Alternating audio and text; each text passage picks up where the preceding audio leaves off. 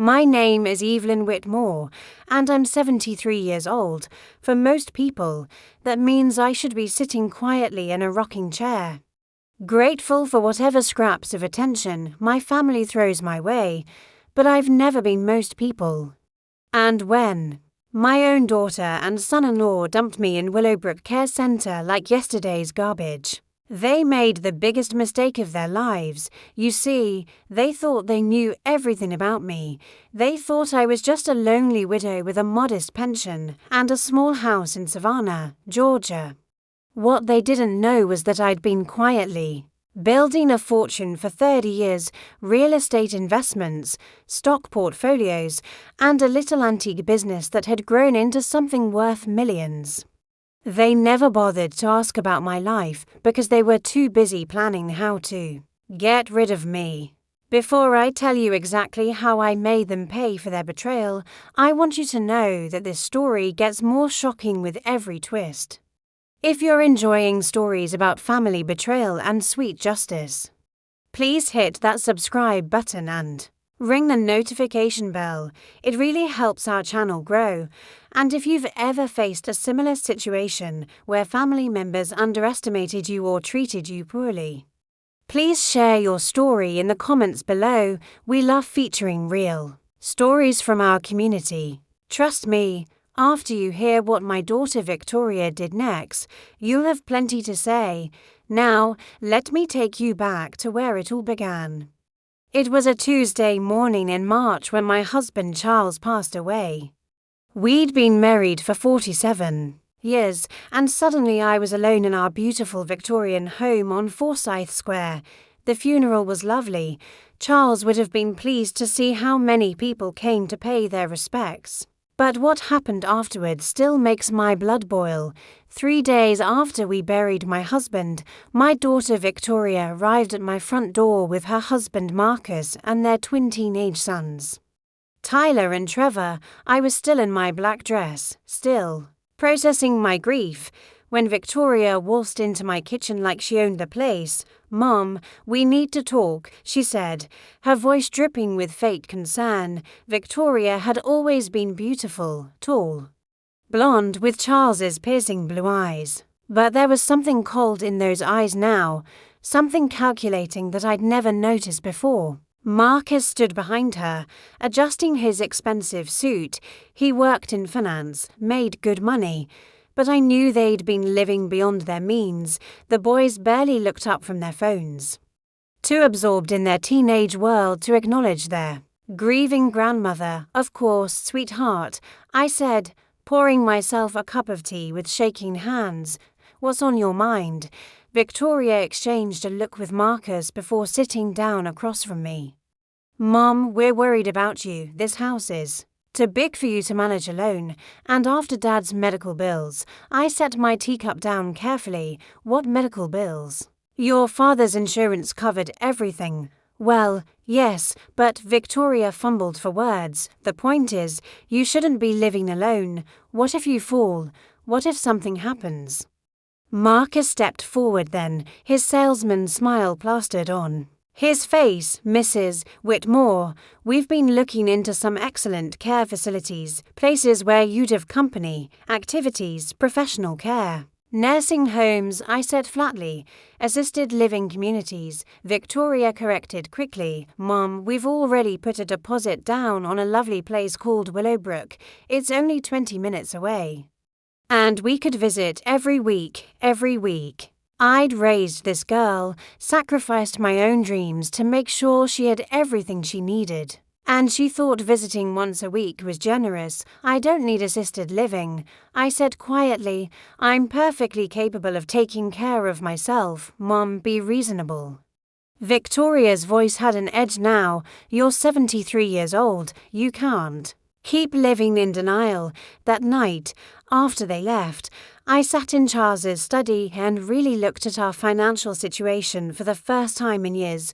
Charles had always handled the money, but I wasn't completely naive. What I discovered made my hands tremble, not from age, but from rage. Over the past 2 years, Victoria had been slowly draining our joint savings account, small amounts at first, a few hundred here, 1,000 there. Money I'd assumed Charles was spending on his medical treatments or household expenses. But the withdrawals had gotten bigger and more frequent, especially in the months before Charles died. 5,000 for Tyler's college fund, 10,000 for unexpected home repairs. 15,000 for Marcus's business investment opportunity, all authorized by Victoria, who somehow had gotten herself added to our account years ago when Charles was first diagnosed with his heart condition. They hadn't just been planning to put me away, they'd been robbing me blind while my husband was dying. The next morning, I called my lawyer, Benjamin Cross. Ben had been our family attorney for 20 years. And he was one of the few people who knew the full extent of my assets. You see, while Victoria thought I was just a housewife, I'd been running a very successful business for 3 decades. It had started small, buying antiques at estate sales and reselling them online, but I had an eye for value, and I'd gradually built relationships with collectors across the country. Within 10 years, I was moving serious pieces, museum-quality furniture, rare paintings, vintage jewelry worth tens of thousands per piece. Charles had encouraged me but never interfered. The business was mine, operated under my maiden name, Evelyn Morrison Antiques.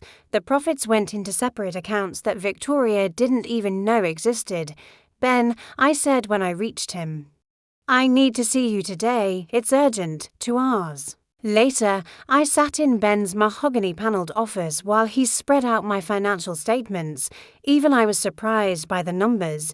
Between your antique business, your real estate investments, and your stock portfolio, you're looking at approximately $30 million, Ben said, adjusting his glasses, plus the house, which is worth at least $800,000 in today's market, and Victoria has no legal claim to any of it.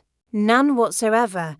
The joint account she's been accessing only had about $50,000 in it, money you and Charles used for household expenses. Everything else is entirely in your name. I leaned back in the leather chair, my mind racing. Ben, I need you to do something for me. I want you to create a fake will. His eyebrows shot up. Evelyn, I can't, not a legal document. I interrupted. I want you to create something that looks official but isn't actually filed anywhere. Something that shows me leaving everything to Victoria and Marcus. Ben was quiet for a long moment. What are you planning? Justice, I said simply. That afternoon, Victoria called. Mom, we've scheduled a tour of Willowbrook for tomorrow morning. I really think you'll love it once you see it. I don't want to go. I said, Mom, please don't make this harder than it has to be. We're trying to help you. What if I refuse? There was silence on the other end. Then Victoria's voice came back colder than I'd ever heard it. Mom, I've been paying your bills for months. Do you really want to make this difficult? Because we can involve social services if we need to. The threat was clear. They'd already stolen my money, and now they were using it as leverage to control me. But Victoria had made one crucial mistake. She assumed I had no fight left in me. Willowbrook Care Centre looked exactly like what it was, a place where families dumped elderly relatives they didn't want to deal with anymore. The hallways smelled of disinfectant and despair, and the activities room Victoria showed me with such enthusiasm was filled with blank-faced residents staring at a television. See, Mom. Everyone looked so content, Victoria said, her arm linked through mine like we were the best of friends.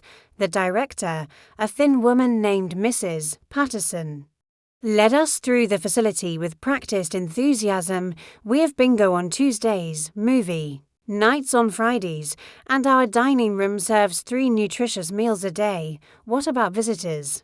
I asked. Family members are welcome any time between 9 a.m. and 8 p.m., Mrs. Patterson replied. Though we find most residents adjust better when family gives them space to settle in during the first few Eeks, translation, don't expect to see your loved ones very often. The monthly fee is $4,200, Mrs. Patterson continued, which covers room, board, and basic care. Any additional medical needs would be extra, of course. Victoria squeezed my arm. Don't worry about the money, Mom. We'll take care of everything. With my own stolen funds, no doubt. After the chore, we went to lunch at a small cafe downtown. Victoria and Marcus were practically glowing with satisfaction. Already making plans for my life without me. We can move you in next weekend, Victoria said, picking at her salad. I'll help you pack your important things. The rest we can donate or sell. You won't need much space in your new room. What about the house? I asked. Marcus leaned forward eagerly. Well, obviously you'll need to sell it to pay for your care. The real estate market is hot right now.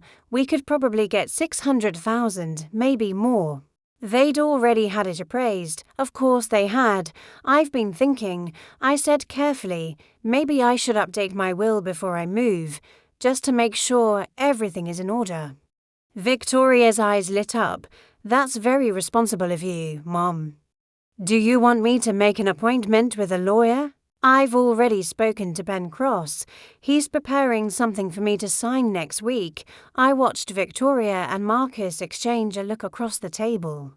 They were trying so hard to appear concerned and loving, but I could see the greed in their eyes. They thought they'd won. That evening, I called my grandsons. Tyler and Trevor were 17. Old enough to understand what was happening, but young enough to be influenced by their parents' lies. Grandma Evelyn? Tyler's voice was cautious when he answered the phone. Hello, sweetheart. I wanted to talk to you and your brother about something important. Is this about the nursing home?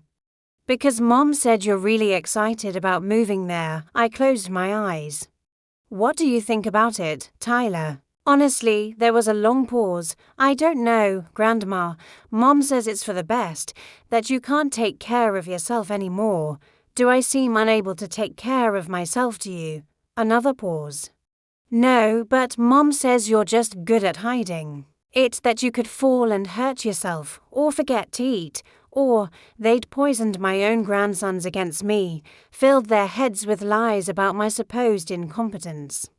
But I heard something in Tyler's voice, doubt, maybe even guilt. Tyler, I want you to know that no matter what happens, I love you and your brother very much, and I want you to remember that people aren't always what they seem to be. What do you mean, Grandma? You'll understand soon enough. Sweetheart, Ben Cross outdid himself with the fake will. It looked completely official, complete with legal language and proper formatting, according to the document. I was leaving my entire estate, valued at approximately $4 million, to Victoria and Marcus, with smaller bequests for Tyler and Trevor. Of course, the will was completely fake. My real will, filed safely in Ben's office, left everything to a trust for my grandson's education, with substantial donations to several charities I cared about. Victoria and Marcus would get exactly what they deserved, nothing, but they didn't know that I called Victoria on Friday morning. Sweetheart, I've signed my new will. I wanted you to know that you and Marcus won't have to worry about money. When I'm gone, oh, Mom, that's very thoughtful of you, but let's not talk about such morbid things. I just wanted you to know that I'm leaving you everything, the house, my investments, all of it. Ben estimates it's worth about $4 million. There was dead silence on the other end of the phone for $4 million. Victoria's voice was barely a whisper. I know it's more than you expected. I've been quite successful with my little antique business over the years. Your antique business. Oh yes, didn't I mention? I've been buying and selling antiques for 30 years, quite profitably. As it turns out, Charles always said I had an eye for value. I could practically hear Victoria's mind racing. $4 million was far more than they dreamed of, but it also meant I wasn't the helpless widow they thought I was. Mom, that's wonderful. I had no idea you were so successful. Well, I never like to brag, but I wanted you to know that when I'm gone, you and Marcus will be very comfortable. The boys' college will be paid for. You can pay off your mortgage, maybe take some nice vacations. That's incredibly generous, Mom. You're my only child, Victoria. Of course I want to take care of you. But then I delivered the hook. The only thing is, Ben says the will might be challenged if there's any question about my mental competency. When I signed it, you know how these things can be. If anyone suggests I was coerced or not of sound mind, what are you saying, Mom? I'm saying that if I move into a nursing home right now, it might look like I was pressured into signing the will. Ben thinks we should wait a few months. Let me settle in and prove that I'm happy with my decision to move. Victoria was quiet. For a long moment, I could almost hear her calculating. For $1 million versus a few more months of dealing with me, Mum, maybe we were rushing things, she said finally. Maybe you're right that you should stay in the house a little longer, really. But I thought you were worried about me living alone. Well, we could check on you more often, maybe hire someone to help with cleaning and shopping. Perfect. The bait was taken. For the next month, Victoria and Marcus were the picture of attentive family members. They visited twice a week, brought groceries, helped with yard work. Marcus even fixed a loose step on my front porch. All smiles and Mom. You shouldn't be climbing ladders at your age, but I knew it was all an act. They were playing the part of loving caregivers while they waited for their payday. What I didn't expect was how completely they would corrupt my grandsons in the process. It was Tyler who finally gave me the full picture. He came to visit on a Saturday afternoon while his parents were at some charity gala, the kind of expensive social event they attended to maintain their image while drowning in debt. Grandma, can I ask you something? Tyler sat on my front porch swing, looking uncomfortable. Of course, sweetheart. Mom says you're really rich, like millionaire rich. I studied his face carefully. Tyler had always been the more sensitive of the twins, the one who asked difficult questions. What else did your mother tell you? She said that when you die, we'll inherit everything, that me and Trevor will never have to worry about money for college or anything. My heart broke a little. How does that make you feel? Tyler shifted uncomfortably. I don't know, weird. I don't want you to die, Grandma. But Mom keeps talking about all the things we'll be able to do with the money. She's already looking at bigger houses, Yeah, in Ardsley Park, those big mansions near the water. She says when you're gone, we'll be able to afford the best of everything. Victoria was already spending my money in her mind, planning her life after my death, but Tyler's next words made me realize how deep the betrayal went. Grandma, Mom also said that if you change your mind about the will, we might have to put you in the nursing home after all, for your own safety. The threat was clear: sign over your fortune or we'll lock you away. Tyler, what do you think I should do? He looked at me with Charles's earnest blue eyes. I think you should do whatever makes you happy. Grandma, money isn't worth being miserable. That's when I knew that despite his parents' influence, Tyler still had a good heart, but I also knew I had to act fast before they corrupted him completely. 2 days later, I called Victoria and asked her to come over for lunch. She arrived with Marcus and a manila folder that made my blood run cold. Mom, we've been thinking, Victoria said, spreading papers across my kitchen table. Maybe it would be easier for everyone if we simplified your financial situation now, while you can still make your own decisions. The papers were power of attorney documents, beautifully prepared and completely legal. If I signed them, Victoria and Marcus would have complete control over my finances immediately. We could manage your investments, pay your bills, make sure everything is properly handled, Marcus said, his salesman smile in full force. It would take such a burden off your shoulders, and if I don't sign, Victoria's mask slipped slightly. Mom, we're just trying to help you. But if you're not willing to be reasonable, we might have to explore other options. Well, if we have concerns about your mental state, we could petition for guardianship. It's a legal process. But sometimes it's necessary when elderly people aren't making good decisions for themselves. There it was, sign over your money or we'll have you declared incompetent and take it anyway. I looked at the papers, then at my daughter's face, the little girl I'd raised. The one I'd read bedtime stories to and held when she had nightmares. Was sitting at my kitchen table threatening to destroy me. I need to think about this, I said quietly. Victoria's eyes hardened. Mom, we need an answer today. These legal processes take time, and we want to make sure everything is properly handled. What legal processes? Marcus leaned forward. Well, if you sign the power of attorney, everything stays simple. But if we have to go the guardianship route, there will be court hearings, psychological evaluations, medical assessments. It could be very stressful for everyone involved. The threat couldn't have been clearer. Sign, or we'll drag you through hell to get what we want anyway. I signed the fake power of attorney documents Ben had prepared for me. Papers that looked official but had no legal standing whatsoever. Victoria and Marcus practically glowed with satisfaction as they witnessed my signature. You've made the right choice, Mom, Victoria said, kissing my cheek. We'll take such good care of everything. That night, I called Ben Cross. It's time, I said simply. The meeting was set for Tuesday morning at Ben's office. I told Victoria we needed to transfer some accounts and finalize the financial arrangements. She and Marcus arrived in their best clothes, practically bouncing with excitement. Ben's conference room was impressive. Floor-to-ceiling law books, a mahogany table that could seat 12, and tall windows overlooking Savannah's historic district. Victoria and Marcus sat across from me. The fake power of attorney documents and will spread between us like a feast they were about to devour. Mrs. Whitmore has asked me to explain her financial situation in detail. Ben began, his voice completely neutral.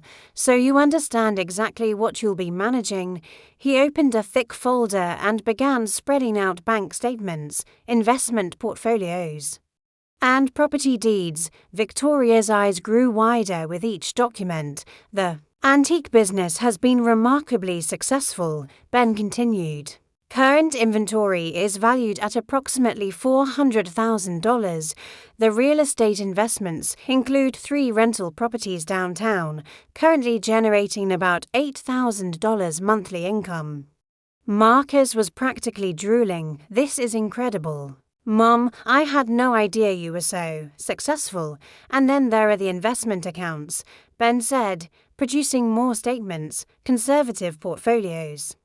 But they've grown substantially over 30 years. Victoria leaned forward eagerly. What's the total value? Ben glanced at me, and I nodded slightly. According to these documents, Mrs. Whitmore's total assets are valued at approximately $40 million. The greed in their eyes was nauseating. I could see them mentally spending every penny. Now, Ben continued. There are just a few formalities to complete the transfer of financial management. He produced a single sheet of paper and slid it across to Victoria. If you could just sign here, acknowledging that you understand you're taking responsibility for managing these assets. Victoria grabbed the pen eagerly, not bothering to read the document. She scrawled her signature with a flourish, followed by Marcus. Excellent, Ben said, collecting the paper. Now, there's just one more thing. He opened another folder and pulled out a different set of documents. Mrs. Whitmore, these are the real financial statements. Victoria looked confused. Real statements? What do you mean? Ben's expression was grave as he spread out the new papers. I'm afraid the documents I just showed you are fabricated, Mrs. Whitmore asked me to create false financial statements to test your motivations. The color drained. From Victoria's face. What are you talking about? The antique business exists, but it's worth about $50,000, not $400,000. There are no rental properties. The investment accounts contain approximately $30,000 total. Marcus jumped to his feet. This is fraud. You can't. Actually, Ben interrupted calmly. What Mrs. Whitmore has discovered is fraud. Victoria, you've been systematically stealing from your parents' joint account for over 2 years. He produced bank statements showing every unauthorized withdrawal, every forged signature, $78,000. To be precise, money that was supposed to pay for your father's medical care and your mother's living expenses. Victoria's face was white as paper. I was going to pay it back. I was just borrowing.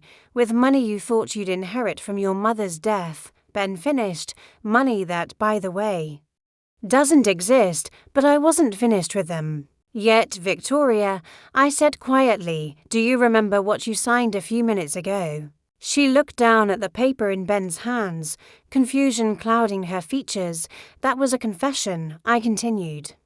A legal document acknowledging that you knowingly participated in financial elder abuse for the purpose of gaining access to assets you believed to be worth $40 million. Marcus's face was turning purple. You tricked us. Yes, I did. Just like you tricked me into thinking you cared about my welfare when all you wanted was my money. Ben cleared his throat. I should mention that Mrs. Whitmore has also filed a complaint with the district attorney's office regarding the theft from her accounts. The confession you just signed will be submitted as evidence. Victoria finally found her voice. Mom, please, we're family. We can work this out. Family. I stood up slowly, feeling every one of my 73 years, but also feeling stronger than I had in months. Family doesn't steal from each other. Family doesn't threaten to have their elderly relatives declared incompetent. Family doesn't dump their mother in a nursing home so they can sell her house. Tears were streaming down Victoria's face now, but they were tears of panic, not remorse. What do you want from us? Marcus demanded. I looked at them both, my daughter and the man who had corrupted her, who had turned her into someone I barely recognized. I want my money back, every penny you stole, plus interest, and I want you both to sign agreements never to contact me again unless it's to arrange visits with Tyler and Trevor. You can't keep us from our children, Victoria shrieked. I'm not keeping you from them, I'm keeping you from me. The boys are welcome in my home any time they want to come. But you too, you've shown me exactly who you are. Ben produced 2 more documents. These are restitution agreements. Sign them and Mrs. Whitmore will consider not pressing criminal charges. Victoria and Marcus had no choice. They signed, agreeing to repay the stolen money within 60 days and to stay away from me unless invited. As they left Ben's office, Victoria turned back one last time. Mom, I'm sorry. I really am. We needed the money so badly. And you thought I was a foolish old woman you could manipulate. I said, you were wrong. 3 weeks later, Tyler and Trevor knocked on my front door. They looked nervous, uncertain, like they weren't sure they'd be welcome. Grandma Evelyn. Tyler's voice was small. Can we come in? I hugged them both tightly, breathing in the scent of their teenage cologne and the innocence they still carried despite their parents' influence. I'm so sorry, Grandma, Trevor said, his voice breaking. We didn't know what Mom and Dad were doing. We thought you really needed to be in a nursing home, and when we found out about the money, Tyler trailed off, looking ashamed. Boys, listen to me carefully, I said, leading them to the kitchen where I'd spent so many happy hours baking cookies for them when they were small. Your parents made some very bad choices, but that doesn't make you responsible for their actions. Over coffee and fresh-baked chocolate chip cookies. I told them the whole story, not to turn them against their parents, but because they deserved to know the truth. So you're not really rich. Trevor asked. I smiled. Well, that's not entirely true. I pulled out the real financial statements, the ones showing my actual antique business, my modest but comfortable investments, and the house that had been in our family for 3 generations. I'm not a millionaire, boys, but I'm not poor either. I have enough to live comfortably and to help with your college expenses when the time comes. Tyler looked confused. But the papers at the lawyer's office were fake. I needed to prove what your parents were really after, and I needed to protect myself from people who saw me as nothing more than a source of money. Over the next few months, Tyler and Trevor became regular visitors. They helped me with yard work, learned to cook, family recipes, and listened to stories about their grandfather Charles that their parents had never bothered to share with them. Victoria and Marcus, meanwhile, struggled to repay the money they'd stolen. Marcus had to take a second job, and they had to sell their expensive car and move to a smaller house. I felt no satisfaction in their financial difficulties, but I felt a deep sense of justice. 6 months after the confrontation in Ben's office, Victoria called me. Her voice was different, humbler, sadder, but perhaps more honest than it had been in years. Mom, I know I don't have the right to ask for your forgiveness, she said, but I want you to know that I understand what I did to you was wrong, not just the money, though that was terrible, but the way I treated you, like you were a burden instead of my mother. I was quiet for a long moment, listening to her. Breathe on the other end of the line. Victoria, I've been thinking a lot about family lately, about what it means and what it should mean. Your father and I raised you to be better than this. I know I lost my way somewhere. Marcus and we got so focused on keeping up appearances, on having the right house and the right cars and sending the boys to the right schools. We forgot what actually mattered and what matters. Love, family, taking care of each other instead of taking from each other. It wasn't a complete reconciliation. There was too much hurt for that, but it was a beginning today. As I sit in my garden watching the sunset over Savannah's beautiful squares, I think about the lessons I've learned. Money doesn't make you rich, love does. Respect isn't something you're owed because you're family. It's something you earn through your actions. I'm 73 years old, and I'm exactly where I belong, in my own home, surrounded by my memories of Charles. Visited regularly by grandsons who've learned to see me as a person rather than a wallet. I may not be a millionaire, but I'm wealthy in all the ways that truly matter. Victoria and I are slowly repairing our relationship. It will never be the same as it was before, but perhaps it can be something better, something built on honesty instead of manipulation, on respect instead of greed. And as for Willowbrook Care Centre, I drive by it sometimes, just to remind myself of the fate I escaped. The residents still sit in their wheelchairs, staring at televisions, forgotten by families who found it easier to pay someone else to care than to care themselves. I could have been one of them. Instead, I'm here, in my own garden, writing my own story, proving that sometimes the supposedly weak can be stronger than anyone imagines. If you've faced a similar situation where family members tried to take advantage of you or underestimated your strength, please share your story in the comments below. We believe every woman has the right to be treated with dignity and respect, regardless of her age. Your story could inspire someone else who's facing their own family betrayal, and if this story resonated with you, please give it a thumbs up and subscribe to our channel for more stories about women who refuse to be victims. Remember, you're never too old to stand up for yourself, and you should never have to apologize for being strong.